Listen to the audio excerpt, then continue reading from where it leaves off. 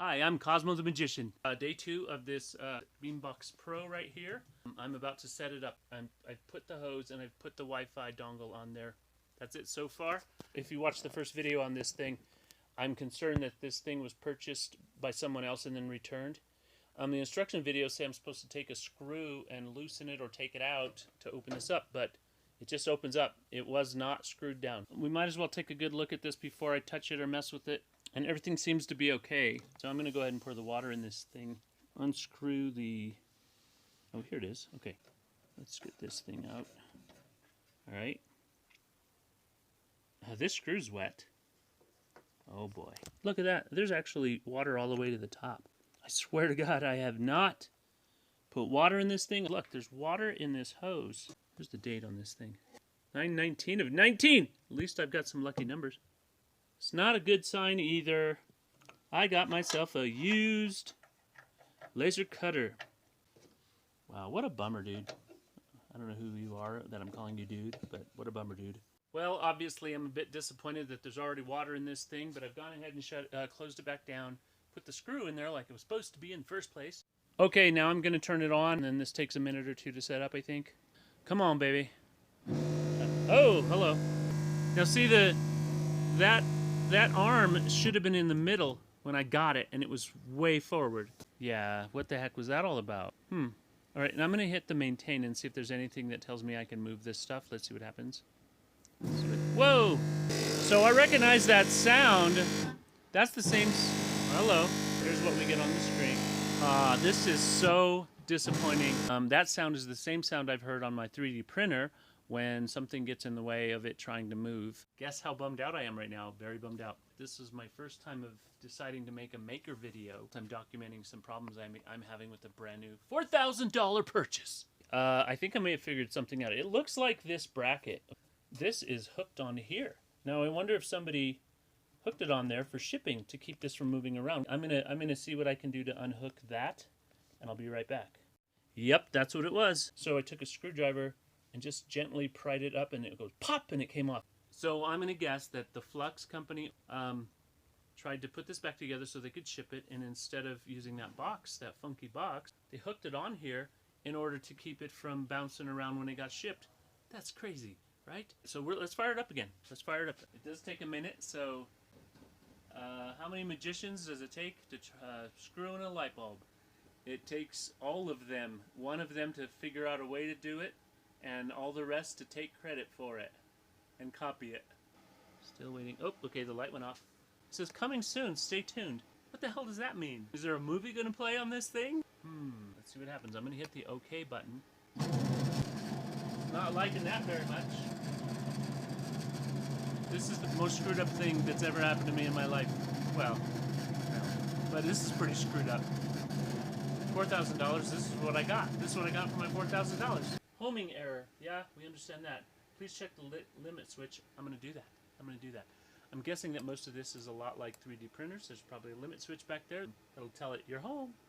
Apparently this is a limit switch, different than on a 3D printer. It's weird because it doesn't have a physical little switch like the 3D printers do. Maybe there's a magnet in there. There's one over here, and it's on top. This thing right here is going to come over it and say, I'm home. See the light right there?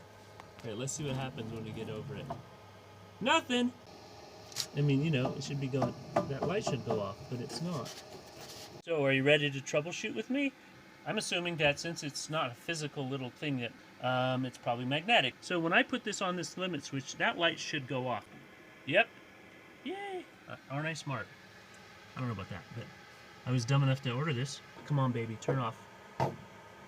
All right, that's a good sign. That means the switch is good. Maybe this just needs to be lifted up. So I'm going to do that. I'm bound and determined. Yeah, there it is. I got it. Look at that, I got it. So is that a manufacturing defect and the hole's in the wrong place? It has to be raised up like that. So that means that those holes are in the wrong place. Or this entire thing needs to be lower. But that doesn't make sense. You can't move this entire thing.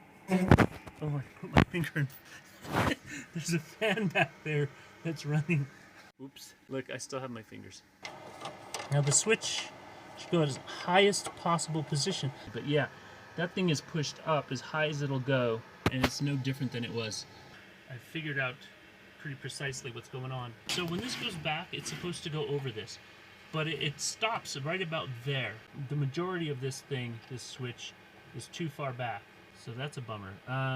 Yeah, I'm gonna give it some more thought.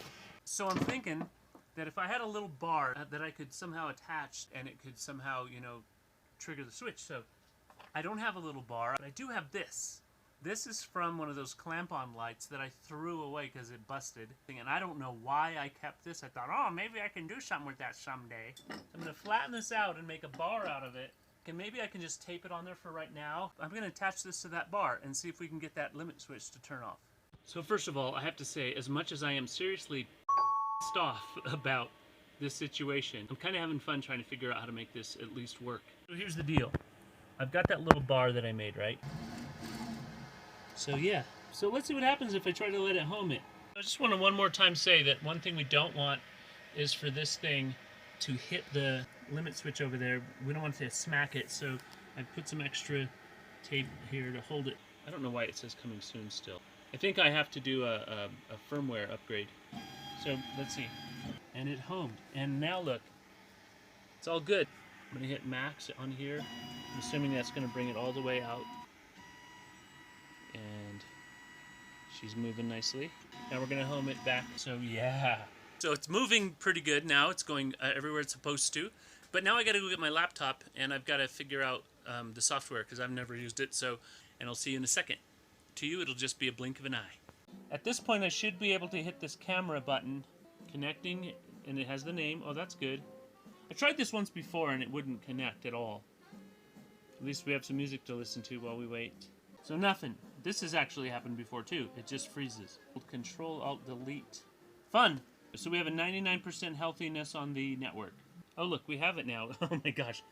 I've reloaded this software about 5 times, and all of a sudden, there it is. Okay, good. I'm going to go to Calibrate Camera. Kindly adjust the laser head. Oh, yes. Okay, I've done that. I've got this thing set now for the paper. This is the farthest I've gotten so far. Start engrave. Uh-oh. Upload failed. Ah! Killing me! Start engrave. Uh-oh. Uh-oh. Upload failed. No, wait. I have an idea. Start engrave. Uh-oh. Let's try this again. Calibrate camera. Machine is being used. What? In other words, Beambox Pro, I hate you. Okay, I just set the put the IP address in again for the 3rd time. No machine. Just put in the parameters or the IP address. No machine. I've reset the network. No machine. I'm having fun. Setting up the network again. Should have a machine here. It's not going to find the machine because it's not there. So what would you like from me? Stab myself in the eyeball? It would be less painful. I'll stab myself in the eyeball and send you your machine back. Okay, guess what? I tried it a 578th time, and I got Anderson to come up all of a sudden. I don't know why. I just want one test before I send this back. Here it comes. To stay home and torture myself with the new Flux Beambox Pro. Yeah. Let's try it again. Oh, wait, connecting. Uh-oh! Uh-oh! Machine's being used. I reboot, I restart, I reset 850 times.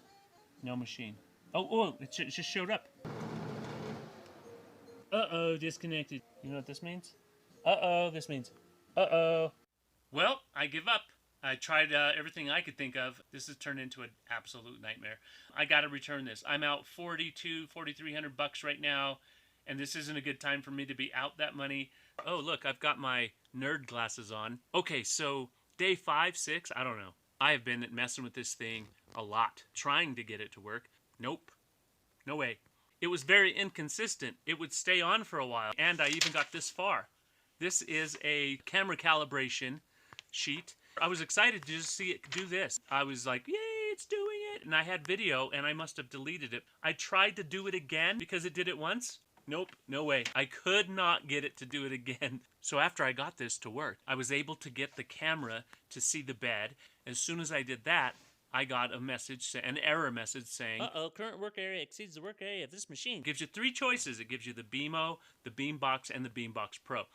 And then I'd go in and take the picture of the bed, and it would give me this error. I mean, there was just nothing I could do to make it happy. So I will say a positive thing about Matter Hackers. I've been on the phone with Darian over there. They offered to replace it as soon as they come in, but I'm not so sure that I want to spend the money on that.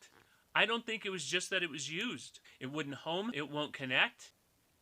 So I didn't want to sit here and show you all the troubleshooting I did. It was hours and hours. You know why I purchased one of these and not the K40 or something that you have to tweak yourself? So that I wouldn't have to tweak it myself. I just wanted to turn it on and start using it. Nope, that's not going to happen. Hello? Hello? I got on the Facebook group and was excited because I thought I'd start sharing things with people. And there were more posts about people saying this isn't working, that isn't working, but that's happening a lot. Someone got on there and sort of chastised me a little, saying, you know, these things aren't perfect. Forget perfect. I just wanted it to turn on. So this person was telling me that I should just understand that's the nature of these things. But no, if the advertising said, oh, by the way, you're going to have some problems and you may have to send parts of it back or the whole thing back until we get it right, that would be different. Then I'd know what I was getting into. All the advertising for these things show these beautiful creations and all these amazing things you can do. None of them say, by the way, these things usually don't work very well. I don't think companies should put out products, get our money, and then we have to work to get what we paid for. And you know why the companies do that? It's because you and me, we allow them to. We put up with it. I'm sending it back. Will I buy one? It's not looking good at all. I could have spent all the time I did trying just to get this to work, trying to upgrade a K40 and then just having a nice, strong, powerful laser. But nope. I appreciate you letting me ramble on here. I'm trying my hardest to say, no, I'll be patient. I'll wait for another one. I'll give it another shot. But really, would you? If you would, you're crazier than me. I'm pretty crazy. The first video I put out there got 170 or so views very, very quickly. And all I can think of is that maybe there's 170 people out there who are thinking about buying one and going, ooh, should I buy this one? I mean, I hate to put down a company, but come on. Don't forget that everybody raves about Flux's customer support. So what do you think I should do? Should I give them another shot? Should I go ahead and let them keep my money and send me a new one? I think we're about a week and a half away from them being available again. Or should I just say no way? And again, on the Facebook page, it doesn't look great. There's not a lot of people sharing things they make. Most people are saying, oh, here's a problem I'm having. My Flux was giving me trouble, but they sent me a new part. Leave a comment telling me what you think I should do, and maybe I'll gather up all the comments and make my decision based on your advice. I really want a laser cutter, so help me figure it out, okay? Thanks for watching.